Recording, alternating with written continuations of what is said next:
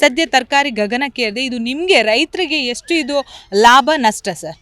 Madam, ಇದರ ಲಾಭ ಅಂದರೆ ರೈತರು ಕಷ್ಟಪಟ್ಟು ಬೆಳೆದು ಈಗ ಮಳೆ ಇಲ್ಲ, ರೈತರು ಬೇರೆಯವರಲ್ಲಿ ವ್ಯವಸಾಯ ಮಾಡಿ, ಇಲ್ಲ ಜಮೀನಿಲ್ಲ ಅಂದರೆ ಬೇರೆಯವ್ರ ಹತ್ರ ಜಮೀನು ತಗೊಂಡು ವ್ಯವಸಾಯ ಮಾಡಿ ಒಂದು ಮಾರ್ಕೆಟಿಗೆ ಹಾಕಿದ್ರೆ ಆ ಮಾರ್ಕೆಟಲ್ಲಿ ಹೆವಿ ರೈಟ್ ಅಂದರೆ ರೈತರಿಗೆ ಬೆಲೆ ಸಿಗ್ತಾ ಇಲ್ಲ, ಅಲ್ಲಿನ ಮಾರಾಟಗಾರರಿಗೆ ಬೆಲೆ ಸಿಗ್ತಾ ಇದೆ, ಬಟ್ ಅಲ್ಲಿನ ರೈತರು ತಂದಾಕೋ ರೈತರುಗಳಿಗೆ ಬೆಲೆ ಸಿಗ್ತಾ ಇಲ್ಲ.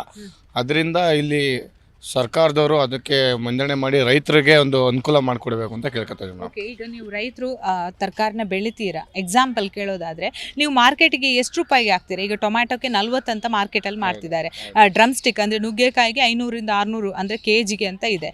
ಸೊ ನೀವು ಕೊಡುವಾಗ ಅವ್ರಿಗೆ ಎಷ್ಟಕ್ಕೆ ಕೊಡ್ತೀರಾ? ಅವ್ರು ಯಾಕೆ ಇಷ್ಟು ರೇಟಲ್ಲಿ ಮಾಡ್ತಾರೆ? ನಿಮಗೆ ಎಷ್ಟು ಲಾಭ ಆಗುತ್ತೆ? ಮೇಡಮ್, ನಮ್ದು ಈಗ ಒಂದು ಎಕ್ಸಾಂಪಲ್, ಈಗ ಒಂದು ಕೆಜಿ ನಮಗೆ ಬರೋ 300 ರೂಪಾಯಿ ಕೊಡ್ತಾರೆ ಮೇಡಮ್, 250-300 ರೂಪಾಯಿ ನಮಗೆ ಕೊಡ್ತಾರೆ. ಬಟ್ ಅವ್ರು ಮಾಡ್ಕೊಳ್ಳೋ ರೈಟು 500-600 ರೂಪಾಯಿವರೆಗೂ ಮಾರ್ಕೋತಾರೆ. ಅದು ನಮ್ಮ ರೈತರುಗಳಿಗೆ ಗೊತ್ತಾಗಲ್ಲ ಮೇಡಮ್. ಅಂದರೆ ಎಷ್ಟಕ್ಕೆ ಯಾವ ಥರ ಮಾರಬೇಕು ಅಂತ ರೈತರುಗಳಿಗೆ ಗೊತ್ತಲ್ಲ.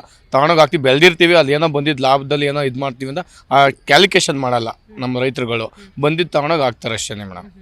ಇದು ಎಷ್ಟರ ಮಟ್ಟಿಗೆ ಸರಿ ಅಂತ ನಿಮ್ಗೆ ಅನಿಸುತ್ತೆ? ಇದರ ಬಗ್ಗೆ ಸರ್ಕಾರ ಗಮನ ಹರಿಸ್ಬೇಕಾ ಅಥವಾ ಯಾರು ಇದ್ರ ಬಗ್ಗೆ ಗಮನ ಹರಿಸ್ಬೇಕು? ಮೇಡಮ್, ಇದ್ರ ಬಗ್ಗೆ ಸರ್ಕಾರನೇ ಗಮನ ಹರಿಸ್ಬೇಕು ಮೇಡಮ್. ಯಾಕೆ ಅಂದರೆ ರೈತರ ಕಷ್ಟ ಯಾರಂದ್ರೆ ಇವಾಗ ರೈತೇ ಬೆನ್ನೆಲುಬು ಇವತ್ತು ದೇಶಕ್ಕೆ.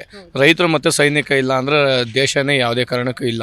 ಪ್ರತಿಯೊಬ್ಬ ರೈತನ ಕಷ್ಟನೂ ಒಬ್ಬ ಸರ್ಕಾರಿ ಆಗಿರುವಂಥ ಸರ್ಕಾರಿ ಅಧಿಕಾರಿಗಳು ಅಲ್ಲಿಂದ ಲೋಕಲ್ ಈಗ ಒಂದು ಮಾರ್ಕೆಟ್ ವ್ಯವಸ್ಥೆ ಮಾಡಿದ್ದಾರೆ ಅಂದರೆ ಅಲ್ಲಿಂದ ಅಧಿಕಾರಿಗಳು ಸ್ಥಳೀಗೆ ಬಂದು ಅಲ್ಲಿ ಪರಿಶೀಲನೆ ಮಾಡಬೇಕು.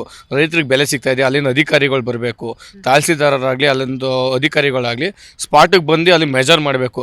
ಆ ಬೆಳೀತಾರಂಥ ರೈತರುಗಳಿಗೆ ಅದ್ರ ಲಾಭ ಸಿಗ್ತಾ ಇದೆಯಾ ಇಲ್ವಾ, ಯಾವ ಥರ ಗುಣಮಟ್ಟ ಸಿಗ್ತಾ ಇದೆ ಅವ್ರಿಗೆ ಕೊಡ್ತಾರೆ. ಈಗ ನಾವು ರೈತರಾಗಿ ಒಳ್ಳೆ ಗುಣಮಟ್ಟ ಕೊಡ್ತೀವಿ ಅಂದರೆ ಪ್ರಾಡಕ್ಟ್ನ ಅದಕ್ಕೆ ತಕ್ಕಂತೆ ಬೆಲೆ ಕೊಡ್ತಾ ಇಲ್ಲ ಇವತ್ತು. ಇದಕ್ಕೆ ಸರ್ಕಾರನೇ ಮಂಡನೆ ಮಾಡಬೇಕು ಅಂತ ಕೇಳ್ಕೊತಾ ಇದ್ದೀನಿ ಮೇಡಮ್.